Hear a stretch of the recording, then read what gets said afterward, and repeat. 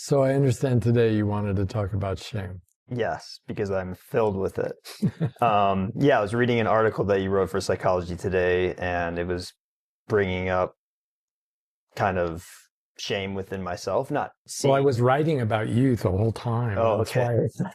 why. That's why it felt so personal. Well, what was it that the article brought up that kind of stirred your thinking? It's just the word that I've heard a lot, shame, and I just never really exactly knew how to define it and like how it was defined or where it comes from. And I feel like you were getting into some of those sort of concepts, and I was seeing it in ways that I've never kind of seen it before. To quote somebody who is far smarter than myself, guilt is different from shame in that guilt represents an emotional reaction to when I realize, oh, I violated my moral code. For example, in my moral code, I think it's very wrong to abuse human beings. And if I talked down to somebody or I spoke in a disrespectful tone for whatever reason, I think I really violated my moral code to such an extent that I owe that person an apology, if possible. I mean, assuming that I haven't left that country and that sort of thing, or that I even could find that person. I know there are those bumper stickers that say screw guilt, but guilt is actually an essential part of being a normal human being, because if I didn't have that wince of pain upon violating my moral boundaries, then essentially I'd have no moral boundaries. So we all need our guilt to avoid becoming psychopaths, right? But shame is a different thing. And you know, social scientists have observed that some Asian cultures are more shame cultures, where Western cultures are guilt cultures. And I really don't think that that's a helpful way to look at things, because I think both cultures have shame and guilt. And we have different standards for what is morality. And for me, shame is not so much what I feel when I've made a mistake. It's internalized. It's what I feel when I am a mistake, where I am so contaminated by what I've done, how I've thought, what I feel, that there's something inherently wrong with me. And that wrongness sets me up for being so easily judged by others, because I'm convinced normally that I'm the only person who has that behavior or those feelings. And if there are others, well, they're the sort of people that I judge. So that if, I find out, oh, well, yeah, drug addicts also behave that way, I might be the sort of person who would feel even more shame. Oh my gosh, I'm like a drug addict. Or, oh yeah, weak human beings who take advantage of others. Yeah, they have the same behavior you do, Steve. It's like, so now I'm feeling shame. It's not so much that the feeling is inherently wrong. It's a signal to me that, not that I need to repress my shame, but it's a signal that I really need to change my thinking. And here's why. Because shame is disabling. And it's disabling to all of us, including those of us who fancy ourselves quite evolved and really pretty together and doing a great job in this world with our relationships or our business or our customers or, any of the other challenges that life presents us. Shame is disabling because we don't want to feel it. It feels horrible. And so we repress it and we move on, usually at the expense of someone else. So the highly functional individual, it's not that he doesn't have shame. He has shame, but it's combined with his ego, or I think a more helpful word, it would be the feeling of false pride, that I'm the together one and you're the disabled one and I'm here to help you. A lot of caregivers, a lot of therapists, and frankly, a lot of spouses love that role of being the together one, the one who has the answers. When the reality is we're all human and we are all messed up in one way or another. And if we look honestly at our past, we would see lots of shame at different turning points in our lives, and lots of behavior that if we could look at it, we would internalize some sort of shame. But really, it's really about ego. And that message of our ego is saying, and I would say the false ego that says, no, I have to be together in order to be respectable. I have to have it all together in order to be worthy of love. And I have to have it all together in order to be successful. And those are all lies. And they have no basis in reality, because in order to earn love, well, nobody earns love. But do you feel like that sometimes that is the case, or people project that onto you, like you have to be this way to get love, or if you act this way, you're undeserving, or if you aren't doing this, you're not worthy of the job? And then if you don't have that awareness of shame, you could then take that on, and then I feel like it makes you even more shameful. Or shame. Or ashamed. Yeah, or the feeling of shame. The old phrase, and I think we've all heard it, shame on you, which is, I think, quite old-fashioned. I don't think we hear people say things like that.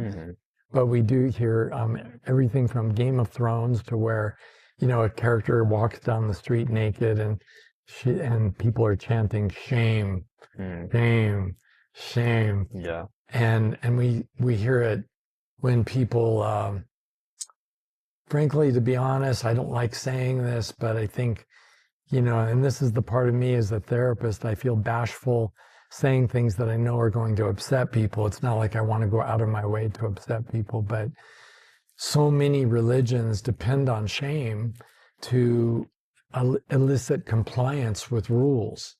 And also to silence dissent.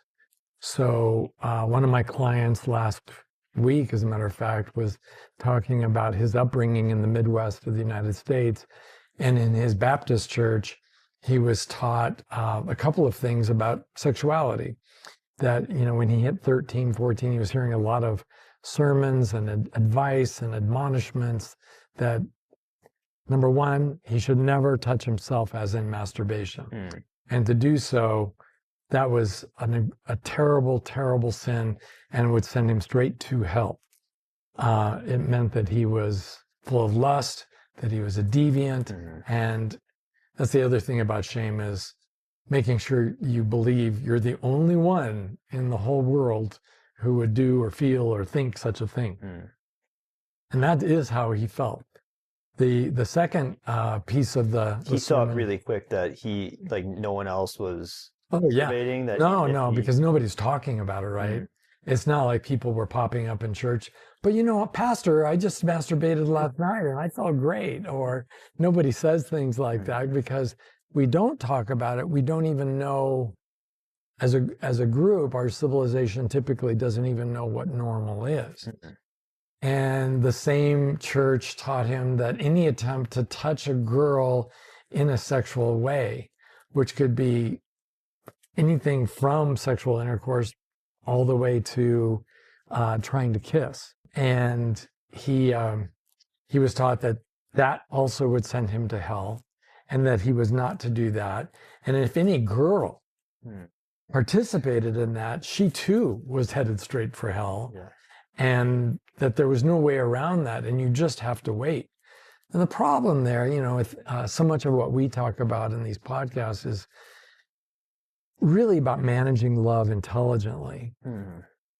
All of us hit puberty roughly around 12, 13, 14 years of age. We are at that point not mature adults, but we are sexually mature, capable of reproduction. And then to say, yes, but we want you to put a cork in it until you get married. And nowadays, the average age of first marriages for young people is age 30. So if puberty is at 12, that means all you have to do is wait 18 years to do anything about that. 18 years that coincide with the least mature time in your life. And that's when we need you to be the most mature about restraining yourself from sexual gratification. And I just don't think that's a viable or sustainable model. Yeah. So you're taking something at its peak and then putting that cork in, and then that then leads to, from our discussions, probably a host of bad choices. Well, yeah, because, and it's a little bit like if you can imagine a drug dealer coming up with a drug that is supremely addictive and not lethal, but for which there is no cure. Yeah, this drug addiction would be to sexual pleasure, which is pretty much humanity's default setting in our brains. We like hugging, kissing, we like affection, we like attention from those we find sexually attractive. And to say, no, that's sin. And if you've done that, oof, you're going to hell. And just about every religion has some remedy for that kind of guilt and shame. You need to come back to the church and confess and repent, and then go back out and begin again. So that we recycle the same problem over and over, like the drug dealer who's got the drug that's the fix, forgiveness, but we got to keep coming back over and over again because there is no other way to live. So being convinced that there's something inherently dirty, wrong, and contaminating about our sexuality, instead of thinking of it as, oh, it's a normal part of who we are as humans. It just, like every other part of us, needs to be managed intelligently. So then going back to that client, he grew up this way. He's going through this now in therapy with you. And can you give me like an age range, like decade? Is he 40s? Oh, no, he's in his 70s. Oh, 70s. So So he goes off to Vietnam, where as a young man and no Baptist church within, eyeshot. And yeah, it's prostitutes and sex all the time with whoever is willing. And he goes to other cities and other countries out in Asia, and he has the same experiences, and he learns a whole new way of life. And it's mostly guilt-free for him. But and that was because he couldn't see a church nearby, so he was out in the clear. Yeah, and it wasn't part of the culture then. When you have 500,000 young men in Vietnam, virtually nobody is going to be guilt tripping you when you go out on leave, or whatever the term would be for that, R&R, in Hong Kong or some other city. And you have these experiences, and you come back and you pick up your rifle and you go on with the war. So he learned a whole different way of life. And at that point, this may or may not seem relevant to shame, but I think it is.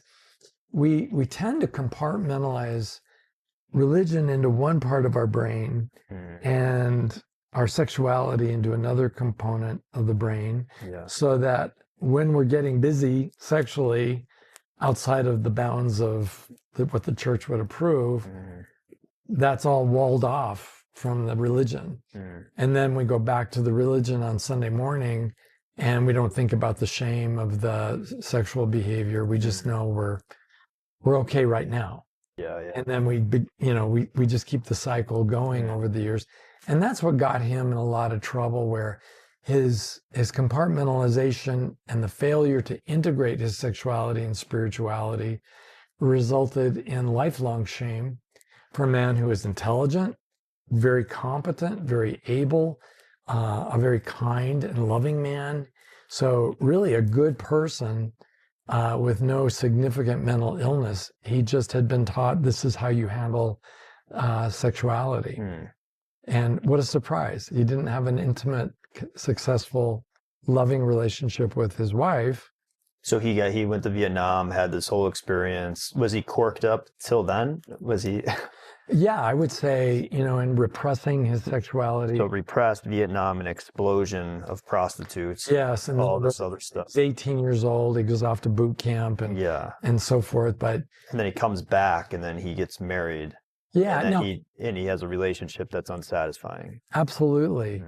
Yeah, What was because going on with the relationship? Well, that whole business of the Madonna-whore syndrome, which you can look up, anyone listening to this can look up in Wikipedia, but it was observed, first of all, by Sigmund Freud, that those we find sexually alluring we don't respect, those we respect, we don't find sexually alluring. So there's this failure to integrate our sexuality and our spirituality in a way that I think creates heartache and failure across the board, because inevitably in any kind of committed relationship, then we get lonely because our shame, coming back to your topic, our shame keeps us from really opening up and being our authentic selves. Yeah. Even, to be authentic about the things I'm shameful about, to be able to say, I'm looking forward to being married to you because I've had sex before, but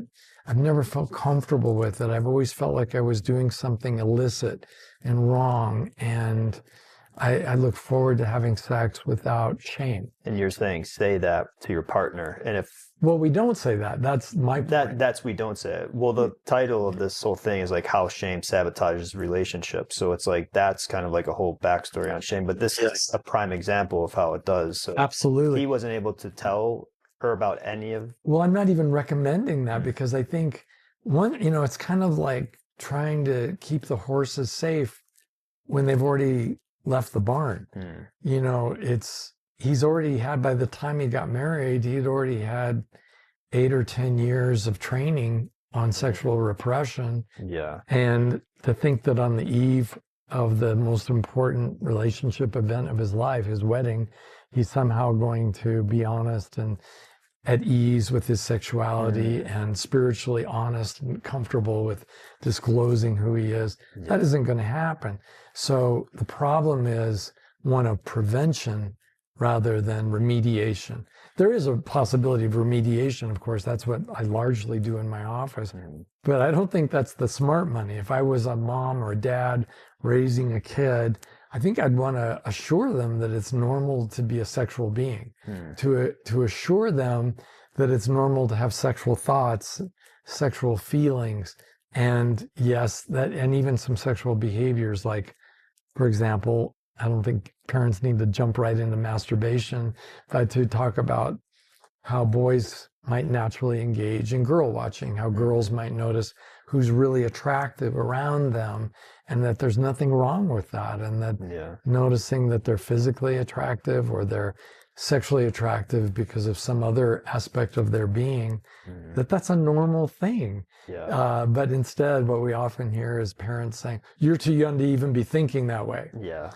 And which is weird because it's like, as if I'm 41 now, so it's like I'm pretty much parent age, but I don't have a kid. But right. I never, sometimes I think like parents just forget what they were like as a kid. Or is that like a process, or is that their shame coming through as an adult now that they're now passing along to their children? Because I'm like, do you not remember being 13? I know, I remember it very vividly of like what I was doing, what I was engaged in. And it's like, to act like it doesn't exist feels like insane to me. Like, I feel like this whole society, not to go on a rant, is just insane that they don't like talk about this stuff. And it's like there's so many secrets floating around. Well, I'd like to think there are a lot of exceptions to what I observe, what you observe, but for the most part, it seems pretty common, at least, that parents, once they become parents, suddenly become very conservative. And it's like another chapter in their own sexual development. And it's the chapter that has to do with mentoring and teaching, nurturing normal sexual development. Yeah. And instead, because we don't know what we're doing, instead, we go back to what we were taught in church. Yeah. And so we're going to repress it. We're going to, because, well, we went through that. And after all, we turned out okay. Except that, did we? I mean, if I'm not able to be relaxed about who I am and comfortable enough to let my spouse know who I am, then I really have to doubt how much we can say we really love the truth. Here in America, Christianity is pretty much the default religion for most. And you often hear Christians say that Jesus said of himself that he was the way, the truth, and the life. And that we too are supposed to embody those words in our own lives and not lie, tell the truth, be truthful with one another. and even to confess our sins before one another. But what about just confessing who we are without shame, thinking that what's normal development isn't a sin? Yeah. Well, I think that's the hard part, because when you're in most of the time, like before I started, doing these podcasts, it's like I guess I had shame, because it's like, if I show someone who I am, they're going to go running for the hills. Right. Right. And I think there's a knack to sharing who I am, because I wouldn't want to put out my hand and say, "Hi, I'm Steve. I really like to masturbate. Do you want to go out?" Yeah, you don't say it that way. That's crazy. Yeah. Nobody talks like that. But you say it's a gradual disclosure. We talk about the Right. intentional interview and getting to know someone and slowly Yeah. going up the ladder of intimacy with your disclosures, like one rung at a time. And it doesn't mean I'm ashamed of who I am sexually, but I also get to have some privacy in my life. Yeah. And I don't need to make every disclosure about myself to everyone who comes into my life. There's a context to all these disclosures. Yeah. And without that context, the raw bottom line truth comes across as off-putting. And so I think so too does our thoughts about our sexuality. So again, for most of those listening to this are not going to be young parents getting started, but older people who've already been parented with a repressive style that led to shame, shame about their sexual thoughts, their feelings. Like when the wife asks the husband, honey, Susan's husband told her he has sexual fantasies about other women. You don't have those kinds of sexual fantasies, do you? And even if he does, he knows the right answer is absolutely not. Of course not. Why would I do that when I have you, baby? Well, that's the right answer. But right. The right answer, if managing love intelligently, would be to say, of course. I don't know. It depends on how he perceives how dangerous his spouse or partner is, right? Because if she's unstable emotionally and he knows she's going to have a meltdown, it would take real guts for him to be himself. And again, this is all reactive and retrospective, because ideally, I would never have gotten together with a partner in life without having had these conversations way in advance of making the commitment. But that's before people know who you are. Like before I knew who you were, I was not thinking that at all. I wasn't asking all those questions. It was just like hopping into a relationship. Let's go. Let's do it. See how it works out. See how it works out, kind of thing. And eventually it just builds. And then if you build that dynamic, which I think mostly happens if you're not having those discussions, then you're living in fear, essentially. And then you have to repress who you are. You've heard me talk about performing a critical incident debriefing. Yes. And in therapy, I have a lot of clients who've had a lot of relationships, and none of which were successful. And I'll say, how many relationships if you had that were serious? And an adult might say, I've had 4 serious relationships. Oh, well, what's your take on why they failed? And the most common answer is, I don't know. Things just didn't work out. Yeah. Well, that's unfortunate, because that means you really don't understand what contributed to the failure and the demise of the relationship.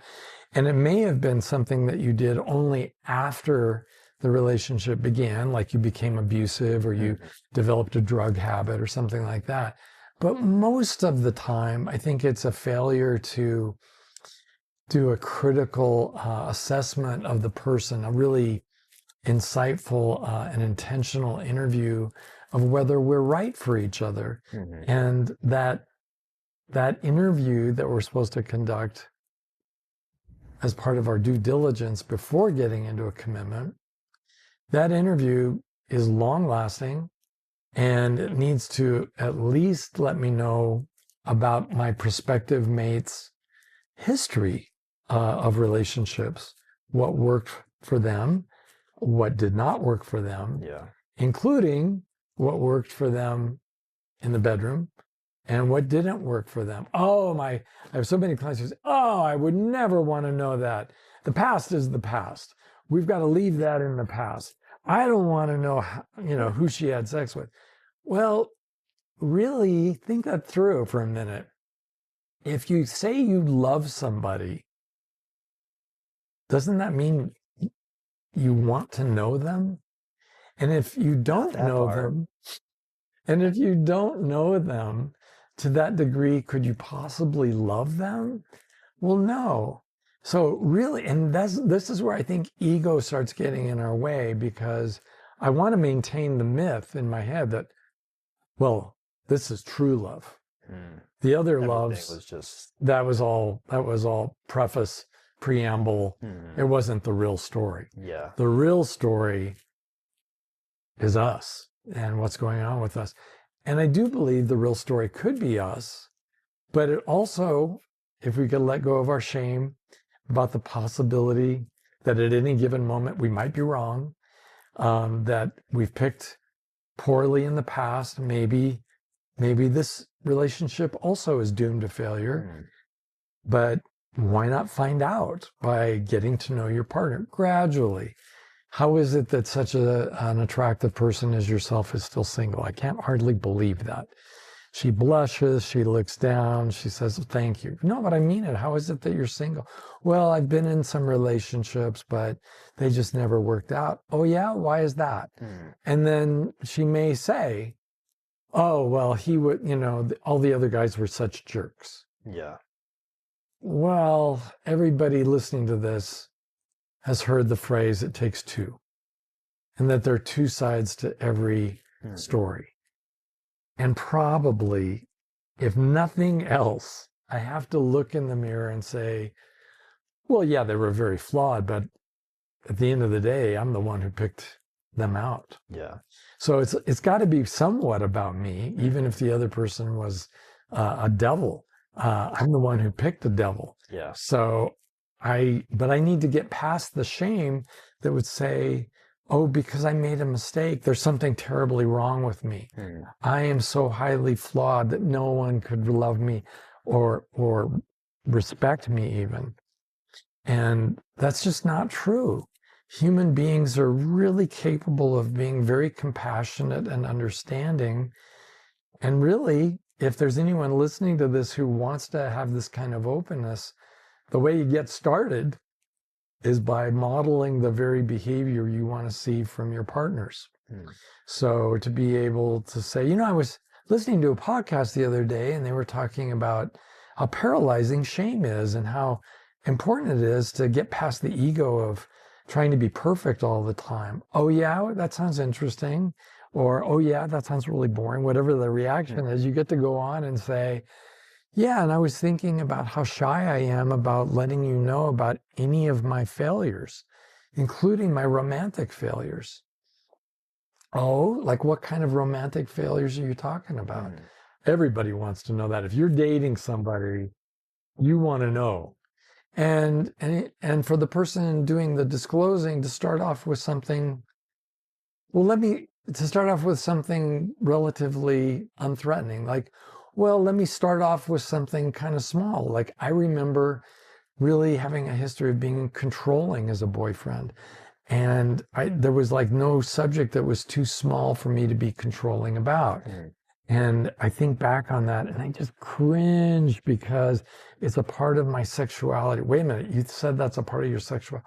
Well, I wasn't being controlling back then about sexuality, but the way you behave with your mate, isn't that a part of our sexuality? Well, I guess. Well, I was being controlling of my mate in a way that I'm not controlling of my friends. Oh, well, that's interesting. That is interesting. And anybody who says it's not interesting, they don't find you interesting.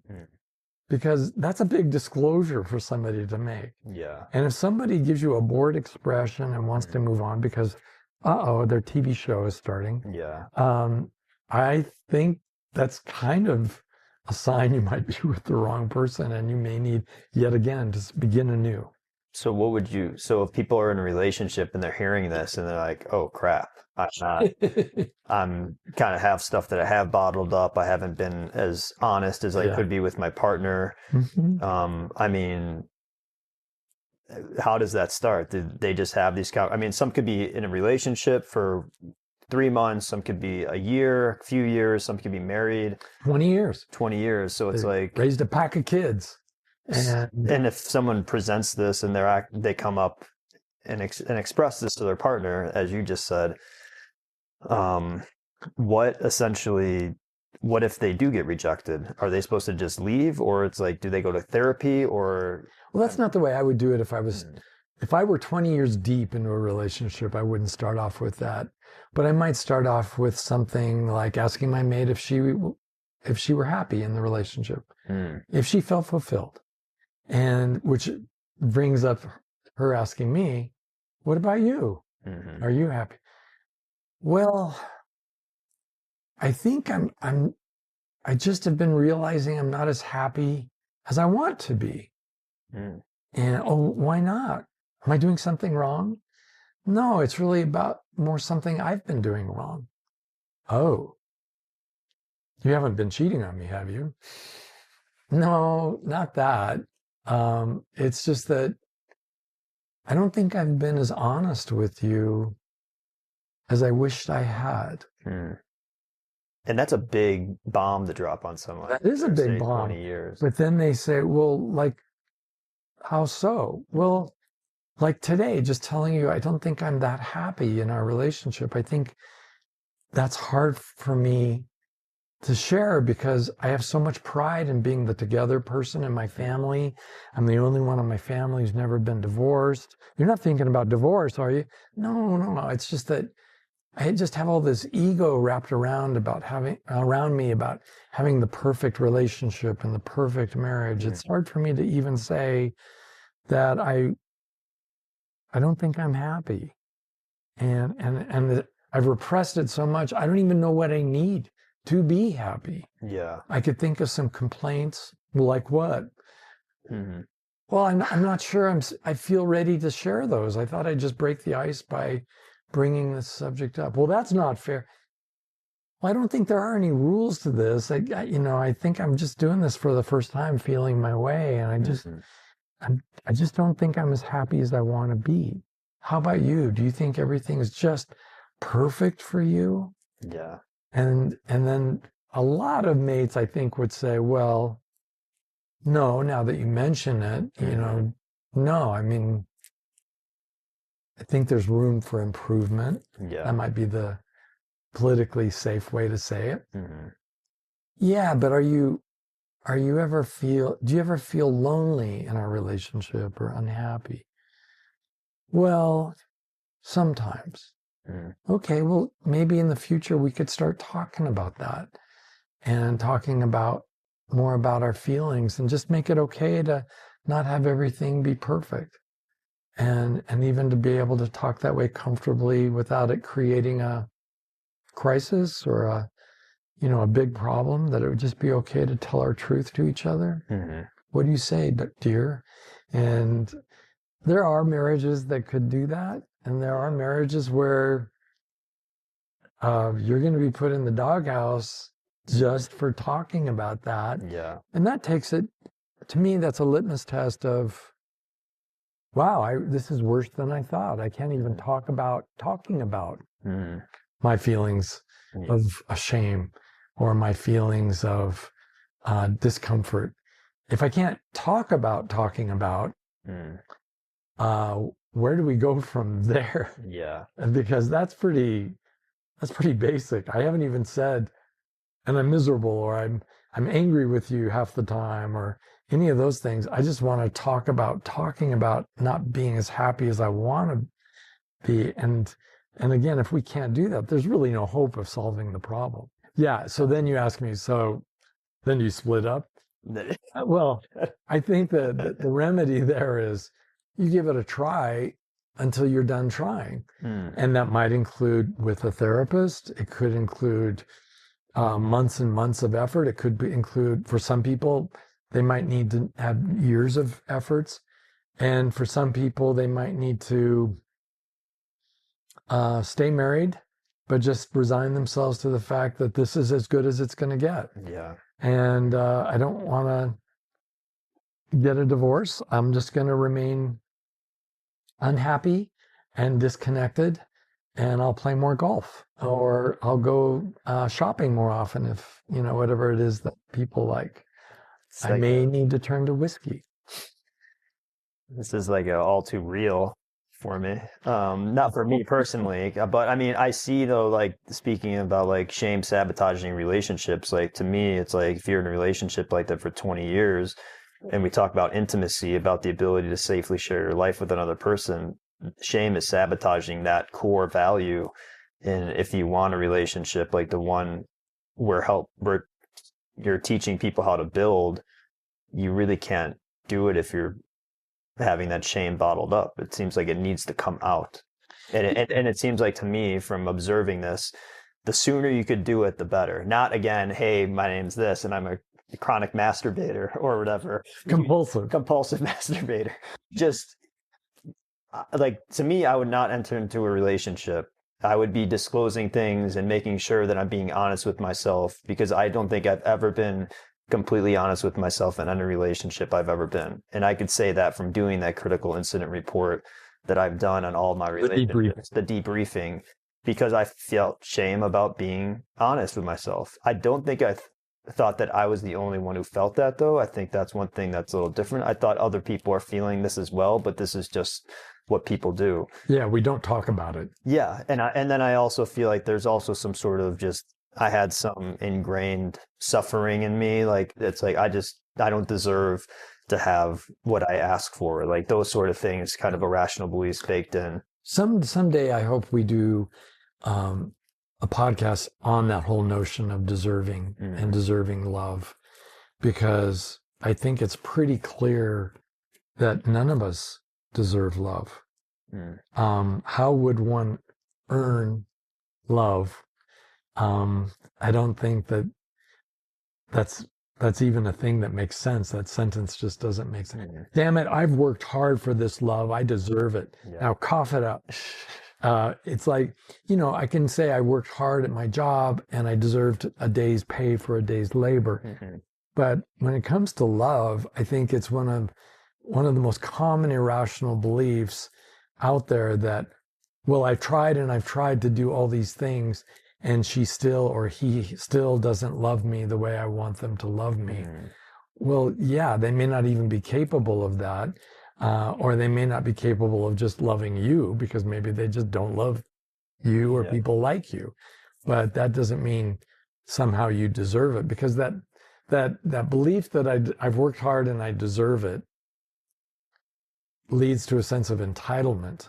And then when I don't get the love that I feel like I've worked for, now I'm angry, and that anger over time becomes resentment. Yeah. And that resentment over time becomes a very deep misery and unhappiness, and really justifies a lot of abusive behaviors in the mind of the person who thinks that, darn it, he's earned love. And I know it's something lovers say to each other, well, you deserve somebody really nice in your life. I don't think you do. I think you're very blessed if you are lucky enough to meet a wonderful partner in your life and to share your life with them. And I do think you can do things to maximize the odds of your meeting that person. But even if you do a yeoman's job of doing everything right, but you still don't find a life partner, that doesn't mean the universe somehow owes you one, and that you can just go through your life being angry at the universe for not coughing up the goods. Yeah. Before God created therapists, he created friends.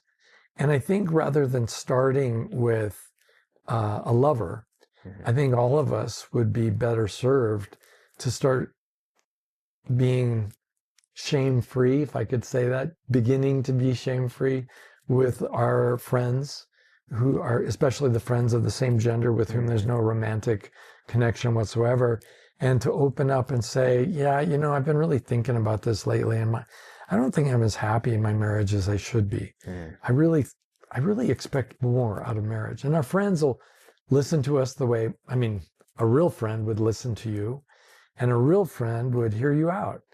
Well, like, what are you looking for? What does that mean? And, how would it be different? And, well, where do you think you went wrong?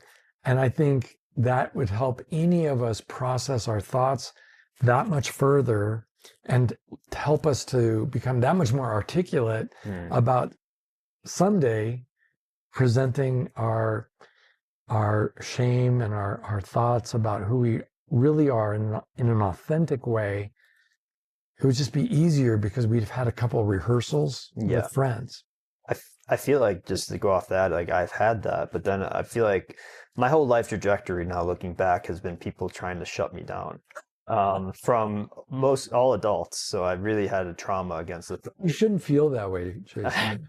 Well, yeah, all authority. I have like an authority issue that I'm still working through, but have less and less. But then it went over to relationships too. Like one relationship I was in, like I was writing like humor about my own life and making fun of myself.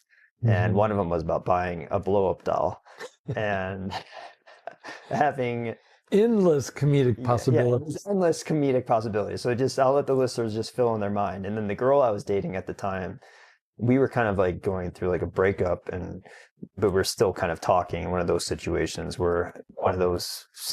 you get in that you don't know how to navigate because you're in your 20s. And she was like telling me, she's like, this is embarrassing. I can't have you putting this out. She's like, it's hilarious, but I can't have it be somebody who I'm associated with in that way, being that way. And I remember being like, well, if that's the way you feel, this is over, because that is like who I am. I'm expressing myself, and I like really like put my foot down with it. But I remember feeling so bad about it, and then feeling like ashamed because like I was doing something wrong. Like, oh, no one's going to want to be with me if I could like express this part of myself. Right. And other people know. So, and granted, she's young and we're friends now still. So I don't want to like talk bad about her. I'm not talking bad about her. It's just like where we both were at the time. But that still stuck with me and made me feel, again, started adding to like a little bit of the shame, feeling it and being like, well, now I can't share stuff with people because, people don't want to hear about your blow up doll stories and be in a relationship with you. Well, whether it's a comedian or a comedic writer or an actor in a series like that Emmy Award-winning series, Adolescent, the wisdom that came out of the 11-year-old actor who won, youngest actor to ever win an Emmy. Mm-hmm. He said he had learned in acting school, you've got to be willing to look foolish. Mm-hmm. You've got to be willing to do that, to do the work. Yeah. And I think that's great wisdom for life itself. Because if you're going to be a real friend to somebody and they say, and then, I was so desperate, I bought a blow-up doll. And for you to start laughing, throw your head back laughing and say, are you kidding? That's one of the greatest things I ever did. Yeah. And then you tell them the story about the funny writing that it inspired and your thoughts about that. And before you know it, your friend who was feeling so ashamed, now he's laughing and he realizes he's not alone. Yeah. And it's not such a weird thing that he had that impulse. Well, I mean, how could he be alone? There's a company out there making blow-up dolls and they're making money and they're making them by the thousands and people are buying them for either gag gifts or some sort of weird party favor or to put in the car so you can travel in the lane, where you have to have multiple riders. And I just think in order to be our authentic selves, at some point we have to embrace the possibility that others might judge us. Mm-hmm. And I don't think there's any way around that possibility. Yeah. The trick is to armor myself with the knowledge that I'm not particularly weird. I may be a little bit weird, but I'm not particularly weird. Yeah. And that I still need to find, even if I am a little weird, I still need to find somebody who can love me and accept me as I am. Mm-hmm. And if my friend or friends, plural, can know who I am and love me and accept me, that gives me tremendous confidence that there's some woman out there who's at least as loving as my friend circle and who can love me and accept me as I am. And that's what we're looking for. That's what I was looking for. After your second marriage, you're saying. Oh, well, you had to bring that up. How embarrassing.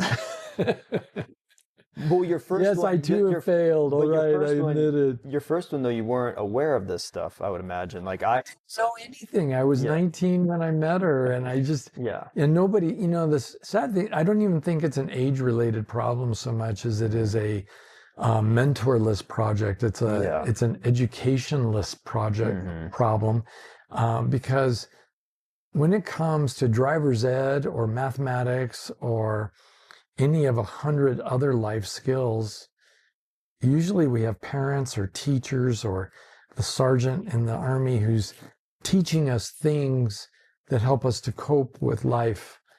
And when it comes to sexuality, apparently the only people who talk openly about sexuality are preachers saying that it's all sin, or libertines who are saying, no, it's all fantastic and it's wonderful and you should get what you can. And I think the vast majority of us live somewhere in the middle, where we don't want to be repressed, but we want to have meaningful sexual connections with others, even if it's a short-term recreational fun experience. We still don't want it to be utterly meaningless, where we don't really have a mutual understanding and we're not both into it in the same way. And I think most of us would prefer that. We just never get taught the language that we would need to comfortably acclimate to acts of sex. So instead of getting consent, for example, we do this I mean by using our words and saying something to a potential partner to say, I really wonder what it would be like to kiss you. And why would you think that? Well, because I'm thinking of kissing you right now. And then she says something like, don't you dare, or yes, please, that would be wonderful. Or maybe we start off even slower with hand holding, and we just hold out a hand to someone, and they either take our hand or they put those hands away somewhere where they can't be grabbed. And for me, I think instead of using the braille method, we need to learn how to use our words. Because and the braille method, for those who don't know, is when you for some people and not asking. Yeah, that's not creepy at all. You're out as a 13-year-old, 14-year-old at the movies. But sometimes people, you put your arm around her without her consent. Because you don't know how to say, would it be okay if I put my arm around you? But that, I would say, to hit you back really quick, is that's an irrational belief that people have, that if a woman gets said that, she'll be like, this guy's lame. Like, I remember I had a roommate who asked a girl if he could kiss her, and the girl I was with was saying that was like ridiculous. You should just do it, she said. That kind of man. Yeah. That's not shaming at all. Yeah. Well, then for me, I then moved in with her and then had a relationship. But anyways, that's never asked for anything. You just did it. Whatever. Kind of, but then we weren't doing it anymore. So it's a whole long story. But that really quick though, that is something that some women will look down upon or be like, you're not man enough. And then talk, this is kind of like touching the manosphere. Like, guys should just take it. They shouldn't ask, like that kind of thing. Yeah, because a real man would. Yeah. And you used even some combative language. You said, I want to punch back. And it was, well, let's think this through. If I ask for consent the way your friend did of that particular woman, if I say, I'd really like to kiss you, what do you say? And she says, buck up, be a man. Yeah. Well, at that point, I don't even want to kiss her anymore, because that's not even like inviting or friendly or anything like that. But what she's also doing is reinforcing the notion that girls aren't sexual, that they aren't capable of being assertive and speaking up for themselves. And that as a man, I need to not talk. Please don't use your words. For God's sakes, don't use the word kiss in a sentence. Just do it, would you? And that because if you ask me and then I have to say yes to a kiss, well, now I'm your accomplice in your lustful, whoring ways. And I've given you permission to put your lips to mine. that's disgusting. How could you treat me that way? Unromantic too. Yeah, and I think no, it's very romantic. It's very fun, and honestly, I think with me, if I were suddenly young and single again, or even if I were my age and some woman said that to me on a date, I would have to say, well, let's talk about that, which is absolutely what she doesn't want to do, right? Yeah. Because she has some shame over her own sexuality and doesn't want to own her desire to be kissed. And she's got to have a story there that's fascinating. So I'm interested. Tell me your story. What do you mean? I mean the story of how you're so uncomfortable with the man telling you he wants to kiss you and asking you for your thoughts on the matter. Well, how could that be so uncomfortable? Well, I just think a real man should blah, blah, blah, blah. Well, I've got news for you, sweetheart. Real men do get to be loving and sensitive and have wild, crazy sex consensually. Well, now I know. I didn't have the mentorship back then. My whole life has been braille for the most part. Well, and honestly, most of us in America are raised communicating through braille. And it's braille with alcohol.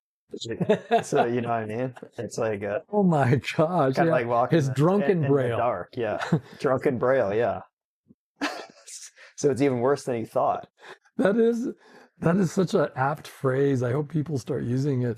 Drunken braille, because you go to a bar. Because I have clients. I ask, so how do you meet prospective mates? Yeah. Where is that target-rich environment of like-minded women or men, depending on the gender of the person I'm talking to or their orientation? And quite often, I mean, very often, I'll hear, well, clubs. Yeah. Oh, you mean like the Sonoma Club or the Moose Club or no? I mean like nightclubs, bars. Oh, to where everybody's a little liquored up, a little Dutch courage to. No offense to those Dutch viewers right here, but a little courage to get over the hump, and then you just start kissing. Start humping in the club.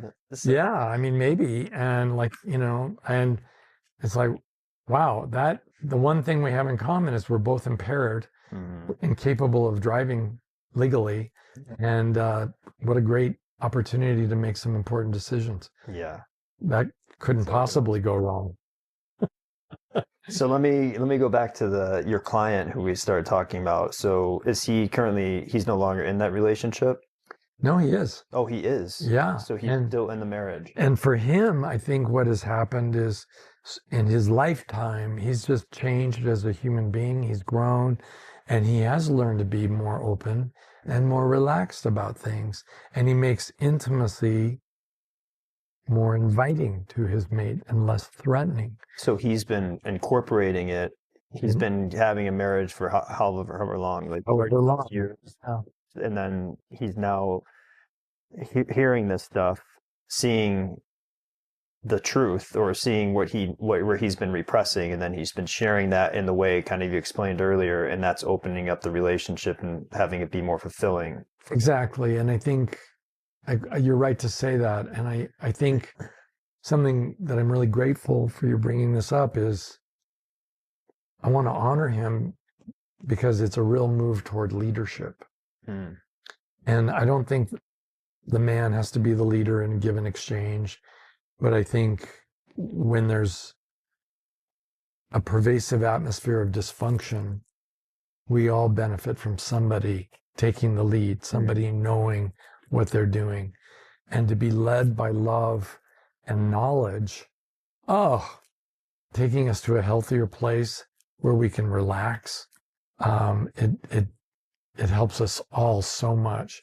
So it could be a woman who is listening to this, who begins, implementing some of these ideas in her own relationship, or holding boyfriends accountable for using their words and saying, hold up, mister, what are you trying to do here?